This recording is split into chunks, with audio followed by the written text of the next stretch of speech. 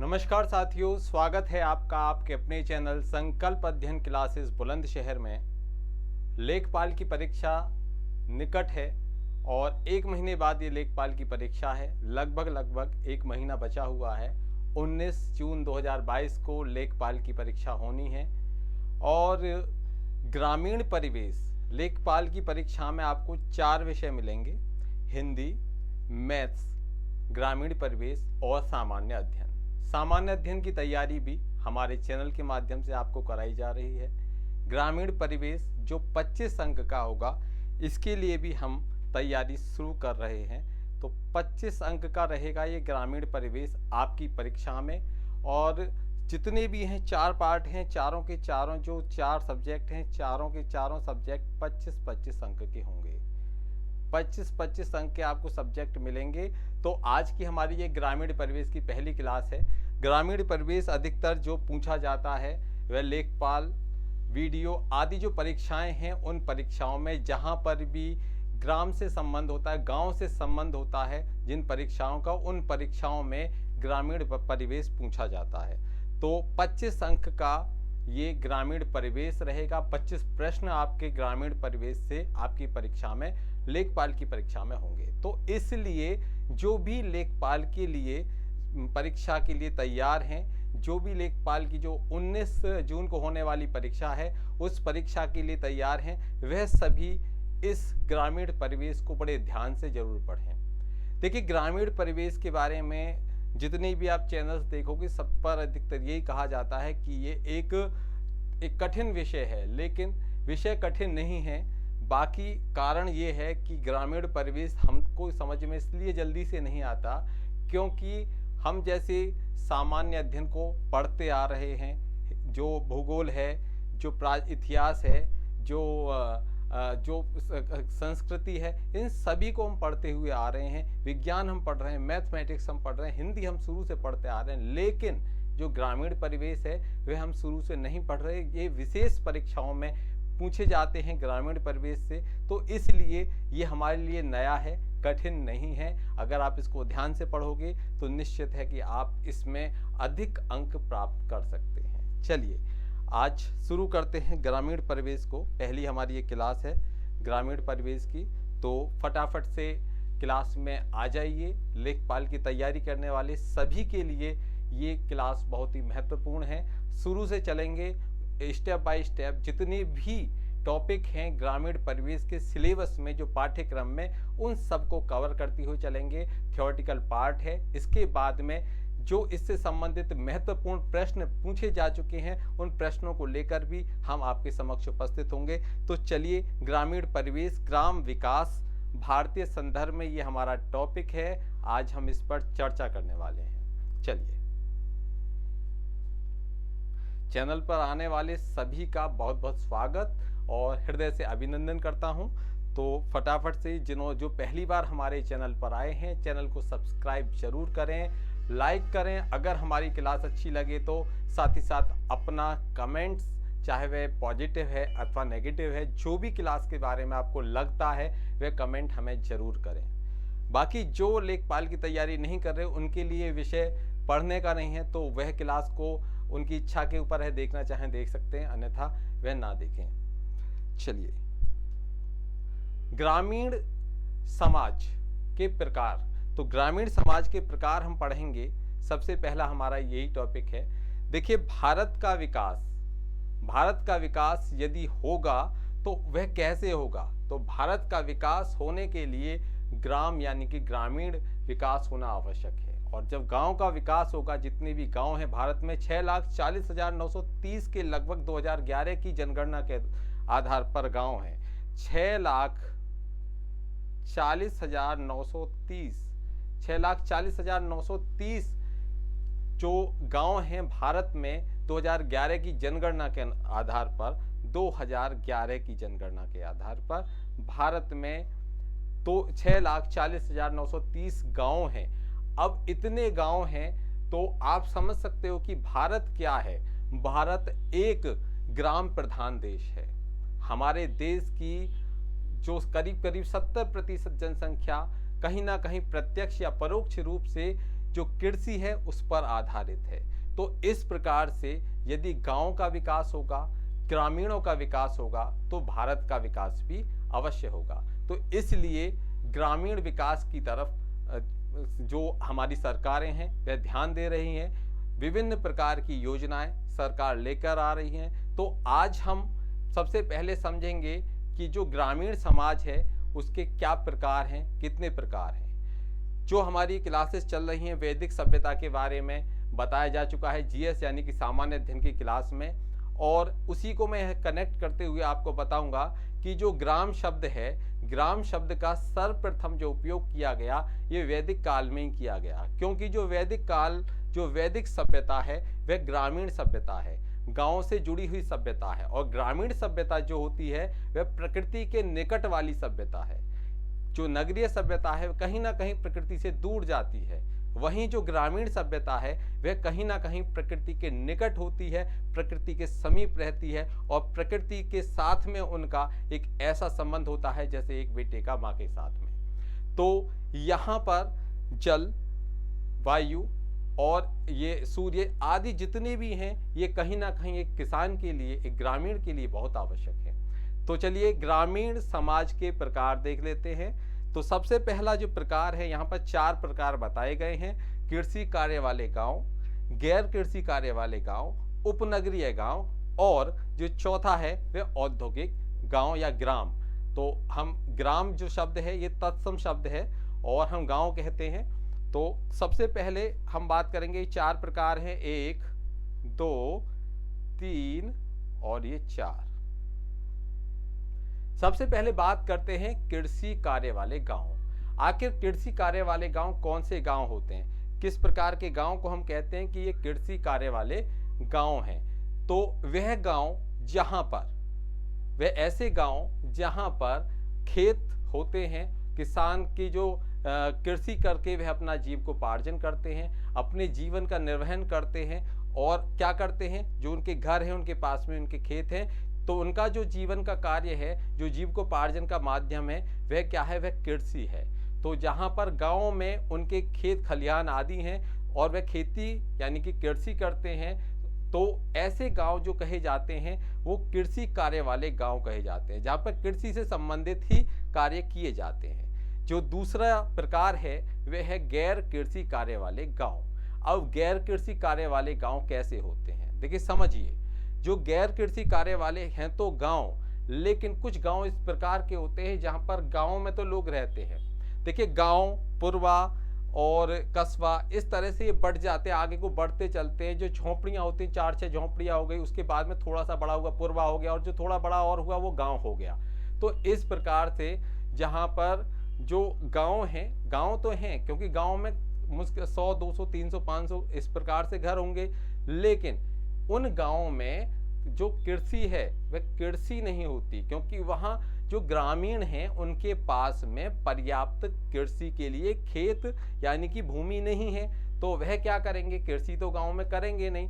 अब उस तरह के गांव में क्या कार्य किया जाएगा, तो वो कहीं ना कहीं आसपास में श्रमिक की तरह कार्य करते हैं, दूसरे गांव में जाते हैं, वहाँ यदि कोई खेत है तो वहाँ पर मजदूरी करते हैं, या फिर ऐसे जो होते हैं वे काश्तकार प्रकार के गांव होते हैं जहाँ पर वे विभिन्न प्रकार के कार्य करते हैं अपने जीविकोपार्जन के लिए, कुटीर उद्योग आदि के माध्यम से वे अर्निंग करते हैं। तो कहीं ना कहीं उनका जो जीविकोपार्जन का माध्यम होता है वह कृषि ना होकर अन्य कार्य होते हैं। काश्तकार गांव भी ऐसे गांव कहे जाते हैं। तो इनको हम गैर कृषि कार्य वाले गांव कहेंगे, क्योंकि यहाँ पर ये इन गांवों में कृषि का कार्य नहीं होता है।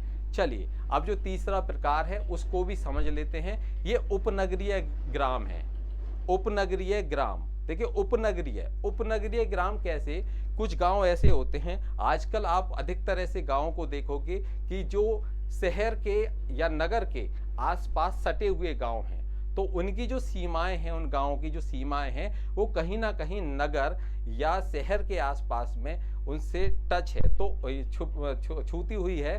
तो कहीं ना कहीं जो ऐसे गांव हैं उन पर जो नगर का प्रभाव भी देखने को मिलेगा और ग्रामीण प्रभाव भी देखने को मिलेगा। तो कुल मिलाकर उनमें जो मिश्रित प्रभाव है नगर का भी है और गांव का भी है। तो ऐसे गांवों को जो कहीं नगर क्षेत्र से कहीं ना कहीं मिले हुए हैं, उनकी जो सीमाएं हैं नगर क्षेत्र को छूती हैं, तो ऐसे गांव को क्या कहा जाएगा? ऐसे गांव को उपनगरीय ग्राम कहा जाएगा। अब बढ़ते हैं हम चौथा प्रकार जो है, तो जो चौथा प्रकार है औद्योगिक ग्राम। अब औद्योगिक ग्राम से आप समझ सकते हो कि जहां पर भी कुछ गांव आजकल ऐसे हैं जहां पर बहुत सारे जो औद्योगिक इकाइयां हैं वह स्थापित हो चुकी हैं। औद्योगिक इकाइयां स्थापित हो चुकी हैं, बहुत सारे कारखाने, फैक्ट्री आदि उन गांवों में लग चुके हैं, बहुत सारे संयंत्र उन गांवों में यानी कि प्लांट उन गांवों में लग चुके हैं। तो ऐसे गांव के जो लोग होते हैं वह कृषि कार्य नहीं करते, वह कोई कार्य नहीं करते। वो क्या करते हैं? वो अधिकतर जो आसपास में जो उनके गांव में उद्योग धंधे शुरू हुए हैं उनसे संबंधित या तो उनके जो पार्ट्स हैं उनको बनाने का कार्य करने लग जाते हैं, या उन औद्योगिक इकाइयों में अपने जीविकोपार्जन के लिए कार्य करने लग जाते हैं। तो इस प्रकार से ग्रामीण समाज के अगर हम प्रकार को देखें तो ये 4 प्रकार के गांव जो ग्राम हैं उसमें व्यक्त किया गया है। कृषि कार्य वाले गांव, गैर कृषि कार्य वाले गांव और उपनगरीय ग्राम या उपनगरीय ग्राम, और जो चौथा है वो औद्योगिक ग्राम है। चलिए अब बढ़ते हैं आगे। यहाँ तक किसी को अगर कोई परेशानी हो तो कमेंट बॉक्स में कमेंट करके पूछ सकते हैं। स्क्रीनशॉट ले लीजिए, जल्दी से आपके काम आएगा। आगे बढ़ते हैं, आगे बढ़ते हैं। अब बात करते हैं ग्रामीण समाज की विशेषताएं। तो ग्रामीण समाज की क्या विशेषताएं हो सकती हैं? यहाँ पर मुख्यतः 9 विशेषताएं हमने रखी हैं। अब ये 9 विशेषताएं कौन कौन सी हैं जो बताती हैं कि ये ग्रामीण समाज है। क्या है ग्रामीण समाज? विशेषताएं क्या होती हैं? किसी के भी बारे में अगर जानना है तो उसकी विशेषताओं को आप जान लीजिए, तो उस व्यक्ति विशेष के बारे में आप जान सकते हो। इसी प्रकार से ग्रामीण समाज के बारे में अगर आपको जानना है तो उसकी विशेषताओं को जानना बहुत जरूरी है। देखिए, सबसे पहली जो विशेषता है यहाँ पर यह है गांव के आकार का छोटा होना। देखिए, नगर और गांव में अंतर यही हो जाता है, नगर और गांव में अंतर ये हो जाता है कि जो ग्राम है वह आकार में क्या होगा? छोटा होगा। नगर की अपेक्षा या कस्बे की अपेक्षा जो गांव है वो आकार में क्या होगा? छोटा होगा। ये उसकी एक प्रमुख विशेषता होती है। दूसरी बात करते हैं कि परिवार में एक रूपता होती है। इस पॉइंट को आप समझिए, परिवार में एक रूपता होती है। कैसे एक रूपता होती है? जो ग्रामीण समाज होता है उसमें विखंडन की स्थिति कम होती है। वहाँ पर जो उनके बड़े हैं उनका सम्मान किया जाता है, और इस सम्मान के लिए चाहे उनको कितना भी उसके लिए त्याग करना पड़े, वो जो ग्रामीण हैं वह कार्य करते हैं। तो वह क्या करते हैं कि परिवार उनका एक बना रहे, और उसके लिए वहाँ पर अगर कोई अंदर मनमुटाव है तो उसको वो मिटा लेते हैं। तो वहाँ पर परिवार जो होता है वह मिलजुल कर कार्य करता है, एक रूपता के साथ में कार्य करता है। तो इनके जो ग्रामीण परिवार होते हैं वहाँ पर सब एक विषय पर ही सहमत होते हैं, चाहे वहाँ किसी को उस विषय के लिए अधिक त्याग करना है, किसी को कम करना, लेकिन जो ग्रामीण लोग हैं वह कहीं ना कहीं एक दूसरे का ध्यान रखते हुए एक रूपता से कार्य करते हैं। तो यहाँ पर परिवार में उनके में एक रूपता मिलती है। तीसरा आता है उपभोग पर आधारित। ध्यान दीजिए, उपभोग पर आधारित कैसे? जो ग्रामीण समाज के लोग हैं, जो ग्रामीण समुदाय के लोग हैं, उनका जो जीविकोपार्जन का जो साधन वो उपयोग में लाते हैं, उसका उद्देश्य समझिए। उसका उद्देश्य कहीं से भी लाभ अर्जित नहीं करना होता। उसका उद्देश्य होता है जीविकोपार्जन करना।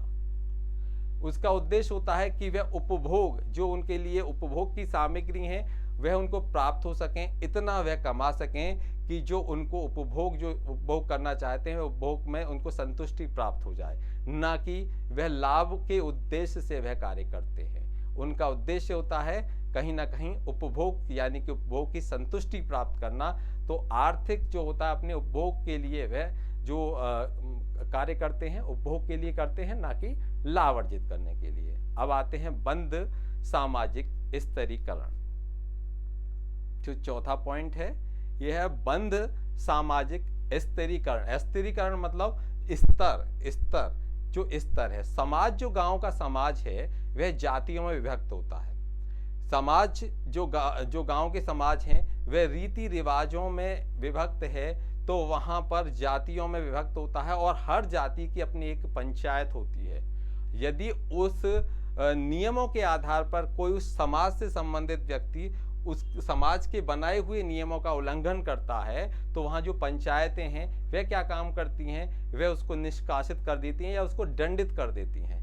तो यहाँ पर उनका जो समाज है वो निश्चित नियम और अपने सामाजिक जो उनके जो जाति के आधार पर बटे हुए हैं उन नियमों के पालन करते रहते हैं, और यदि पालन नहीं करते तो वहाँ का निर्णय जो लेती हैं उनकी पंचायतें लेती हैं, और जो पंचायतें होती हैं वह उस नियमों के पालन ना करने पर उस विशेष व्यक्ति को दंडित भी करती हैं। तो कुल मिलाकर यहाँ का जो समाज है वह बंद सामाजिक स्थिरीकरण में बंधा हुआ है, ये मुख्य विशेषता होती है। अब आते हैं हम जो फिफ्थ पॉइंट है जिस पर हम बात कर चुके हैं कि ये फिफ्थ है, कृषि मुख्य व्यवसाय। देखिए अधिकतर जो गांव हैं उन गांवों में जो कृषि है वह क्या है, मुख्य व्यवसाय के रूप में देखी जाती है। कृषि प्लस पशुपालन, जिसको मिश्रित कृषि कहते हैं, अधिकतर आप गाँव में देखोगे तो कृषि और पशुपालन वहाँ पर किए जाते हैं, यानी कि मिश्रित कृषि की जाती है, और उनका जो जीवन निर्वाहन का साधन है वह कृषि ही अधिकतर देखा जाता है। तो मुख्य व्यवसाय के रूप में देखा जाए तो ग्रामीण समाज के लिए मुख्य व्यवसाय के रूप में क्या है, कृषि है। प्रकृति से निकटता, इस बारे में मैं बता चुका हूँ। तो इनकी जो ये विशेषता है कि प्रकृति से ये निकटता है। देखिए पशुपालन करें, चाहे मछली पालन करें या कोई भी ऐसा उद्योग करें, तो उस सब में यदि मछली पालेंगे तो जल की आवश्यकता होगी, पशुपालन करेंगे तो कहीं ना कहीं जो घास है, फसल है, उनकी आवश्यकता होगी, और ये सभी कहीं ना कहीं प्रकृति से संबंधित होते हैं। तो इस तरह से इनकी जो प्रकृति से निकटता बनी रहती है, हमेशा प्रकृति के लिए इनका जो व्यवहार है हमेशा प्रकृति के समीप रहता है। तो इनके जितने कार्यकलाप हैं वह कहीं ना कहीं प्रकृति के ऊपर निर्भर होते हैं। तो प्रकृति से इनकी क्या होती है, निकटता होती है। देखिए अब आते हैं हम 7वें पॉइंट पर,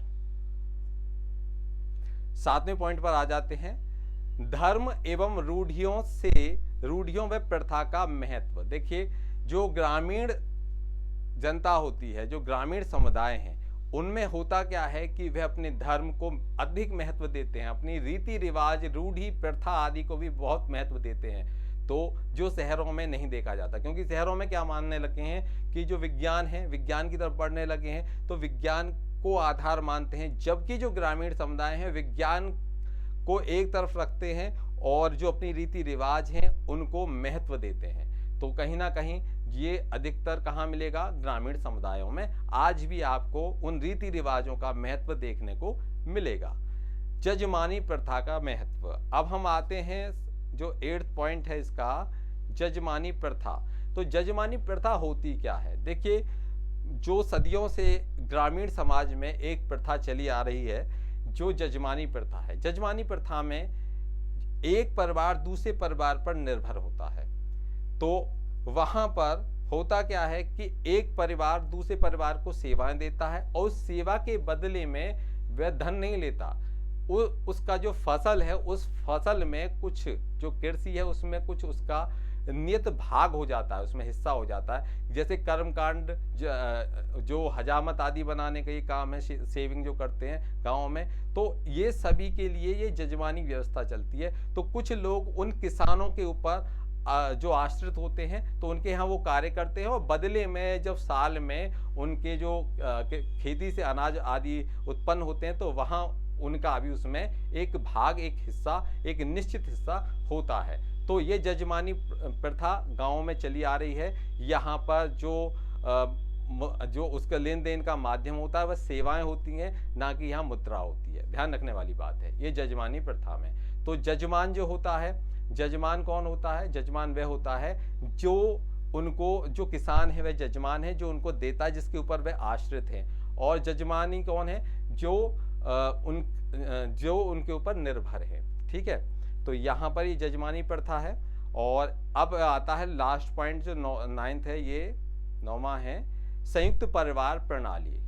संयुक्त परिवार प्रणाली शहरों में तो आपको देखने को मुश्किल ही मिलेगी, लेकिन गांव में आज भी आप देखोगे कि एक घर में तीन तीन पीढ़ियां, जो तीन तीन पीढ़ियां हैं वो एक घर में आज भी रह रही हैं। और इस प्रकार संयुक्त परिवार, दादा परदादा और उनके बच्चे, तो कुटुंब हो गया एक तरह से, तो उस कुटुंब में सब रह रहे हैं। तो एक ही पिता के बच्चे नहीं रह रहे, बल्कि एक दादा के परदादा के बच्चे भी एक घर में रह रहे हैं। तो इसको क्या कहेंगे? संयुक्त परिवार। तो संयुक्त परिवार प्रणाली आज भी कहां पर है? ग्रामीण समुदाय में देखने को मिलती है। चलिए, ये पॉइंट्स आपके क्लियर हो गए होंगे। क्लियर हो गए हों तो कमेंट बॉक्स में कमेंट करके जरूर बता दीजिए कि आपको समझ में आ रही है बात या नहीं आ रही। कहीं से जो ग्रामीण परिवेश है, कहीं से आपको टफ तो नहीं लग रहा, कठिन तो नहीं लग रहा? चलिए बढ़ते हैं आगे। ग्रामीण विकास, परिवर्तन एवं समस्याएं। अब हम विकास की तरफ बढ़ेंगे। अब तक हमने विशेषताएं देखी ग्रामीण समाज की, अब हम देखेंगे कि ग्रामीण समाज में क्या विकास हुआ, क्या परिवर्तन हुआ और कौन कौन सी ऐसी समस्याएं आई। तो देखिए, इनको भी 4 भागों में बांटा गया है। अब ये जो 4 भाग आप देख पा रहे हो, ये 4 भाग कौन कौन से हैं?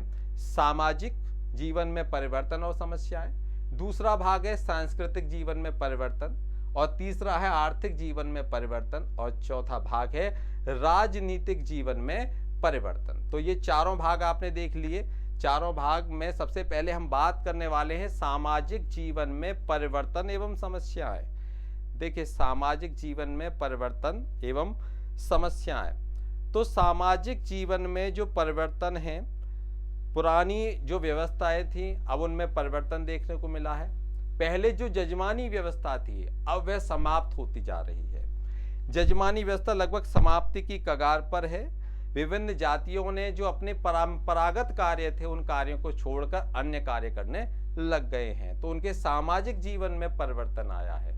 और सामाजिक जीवन में परिवर्तन देखने में यहाँ पर जो पहले क्या होता था, गाँव में अंतर जातीय विवाह नहीं होते थे, तो अब वह भी कहीं ना कहीं वह जातीय या अंतर जातीय विवाह भी होने लगे हैं, देखने को मिलते हैं ये।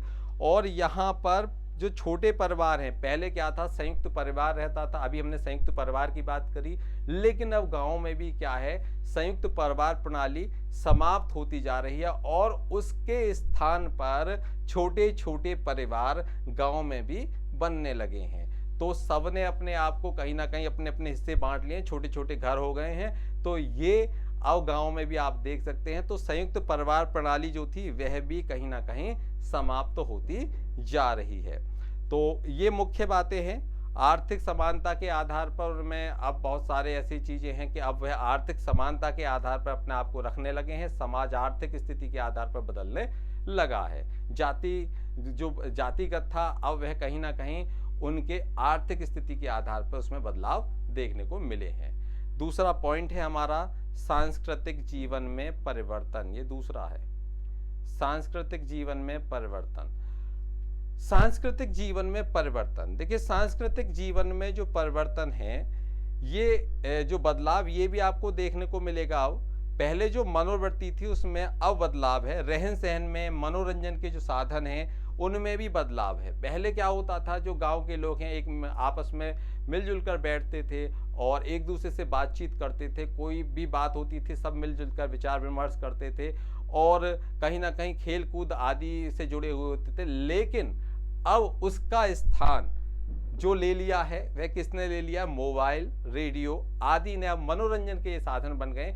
जो पहले समुदाय के एक समूह में रहने वाला जीवन था वो एक एकांकी जीवन हो चुका है। अब लोग किसी दूसरे से बातचीत करने से ज़्यादा अपना मनोरंजन का जो माध्यम है वह मनोरंजन का माध्यम वह रेडियो, टेलीविज़न, मोबाइल आदि को मानने लगे हैं। पहले मनोरंजन का माध्यम होता था कि सामूहिक खेल आदि करके वे अपना मनोरंजन किया करते थे। चलिए, अब हमारा जो थर्ड पॉइंट है, आर्थिक जीवन में भी परिवर्तन आया है। बिल्कुल आया है आर्थिक जीवन में परिवर्तन। आर्थिक जीवन में जो परिवर्तन देखने को मिला है, अब ये परिवर्तन क्या है? पहले जो ग्रामीण होते थे, पहले जो किसान होते थे, निम्न वर्ग के लोग होते थे, उनको जो ग्रामीण पहले महाजन साहूकार होते थे की दशा को देखते हुए उनको वह ऋण देते थे, लोन देते थे, मतलब ऋण देते थे। और वह जो ऋण होता था उस ऋण को एक ऊंची दर पर उस ऋण को देते थे। आपने बहुत सारी फिल्में भी देखी होंगी इस तरह की, जो पुरानी पद्धति, पुराने इस महाजनी जो कुप्रथा थी उससे संबंधित थी। उसका स्थान आज के वर्तमान में अब वह बदल चुका है। किसानों के लिए किसान क्रेडिट कार्ड आदि जो सरकार ने बहुत सारी योजनाएं चला रखी हैं, जो किसान को अब साहूकारों के पास, उन महाजनों के पास में जो सूदखोर थे उनके पास में अब जाना नहीं पड़ता। अब वह क्या है, अब सीधे वह जो बैंक हैं, बैंक के माध्यम से ऋण प्राप्त कर सकते हैं। तो इस प्रकार से अब ग्रामीणों के भी आर्थिक जीवन में परिवर्तन हुआ है। जहां वह जो कर्ज लेते थे उस कर्ज के उसमें दब जाते थे, इतना उस पर ब्याज होता था, उस ब्याज में दबते चले जाते थे। अब वहीं सरकार के इस जो योजनाएं हैं उन योजनाओं के माध्यम से अब उनके ऊपर ऐसा कोई दबाव नहीं रहता। यहाँ तक कि सरकार यदि देखती है कि अगर फसल नष्ट हो गई है और किसान ऋण देने में अपने आप को सक्षम नहीं पाता तो सरकार वहाँ पर ऋण माफ भी कर देती है। तो इस प्रकार से आर्थिक जीवन में भी बहुत सारे परिवर्तन अब उनके आ चुके हैं। अब हम बात करेंगे राजनीतिक जीवन में परिवर्तन, जो हमारा 4th पॉइंट है, राजनीतिक जीवन में परिवर्तन। देखिए राजनीतिक जीवन में परिवर्तन कैसे, पहले गांव में यदि कोई अब मतदान के लिए यानी कि कोई प्रत्याशी खड़ा होता था तो वह वोट मांगने के लिए गांव में जाता था और गांव के जो भोले भाले लोग होते थे उनको वह बहका कर किसी भी प्रकार से अपने पक्ष में वोट उनसे करा लेता था, मीठा होकर यानी कि झुककर जैसे भी। और वर्तमान स्थिति ऐसी आ चुकी है कि जो ग्रामीण समुदाय के लोग हैं वह जागरूक हो चुके हैं। उन्होंने अपने अपने गुट बना लिए हैं और अपने अपने उनकी एक मांगे हैं। वह कह देते हैं कि भाई हमारी ये मांगे हैं, यदि ये मांगे जो भी पूरा करेगा हमारा जो मतदान है उसके लिए जाएगा। तो कहीं ना कहीं अब राजनीतिक लोग उनका फायदा नहीं उठा सकते। अब वह राजनीतिक लोगों से अपने जो मुख्य कार्य हैं उनको कराते हैं, क्योंकि उन्होंने अपने अपने गुट, अपने अपने संगठन बना लिए हैं। और वह जब मतदान होता है तो वह उस संगठन को अपना जो मतदान देने के लिए बोलते हैं कि यदि हमारी जो मांगे हैं पूरी होंगी तो इस संगठन जो ये प्रत्याशी खड़ा हुआ है हम इसको अपना मतदान करेंगे। तो इस प्रकार से अब राजनीतिक जीवन में भी बहुत सारे परिवर्तन आए हैं। तो आज के लिए करीब करीब हमारी जो क्लास है 27 मिनट की क्लास हो चुकी है। आगे हम इसको ही दूसरे भाग में लेकर आएंगे, बाकी का जो करीब करीब ग्रामीण समुदाय का समाज शास्त्रीय महत्व आदि को, क्योंकि काफ़ी लॉन्ग चैप्टर है तो 2-3 वीडियो में हम इसको कवर करेंगे, वरना बहुत बड़ी जो ये क्लास है हो जाएगी तो आप इसको देखोगे भी नहीं और आप बोर हो जाओगे। तो इतना काफ़ी है आज की इस क्लास के लिए। मिलते हैं फिर नेक्स्ट अगली क्लास में ग्रामीण परिवेश को लेकर। आई होप आपको ये क्लास अच्छी लगी होगी। क्लास अच्छी लगी हो तो क्लास को लाइक करें, शेयर करें अपने फ्रेंड्स में। चैनल को अगर अभी तक सब्सक्राइब नहीं किया है तो चैनल को सब्सक्राइब कीजिए और जो नोटिफिकेशन का जो बेल आइकन होता है उसको प्रेस जरूर कर दीजिए, क्योंकि जब भी हमारी क्लास आएगी तो वह नोटिफिकेशन के माध्यम से आपको क्लास के बारे में, कब क्लास है उसके बारे में जानकारी मिल जाएगी। चलिए मिलते हैं नेक्स्ट क्लास में, तब तक के लिए जय हिंद, जय भारत, नमस्कार।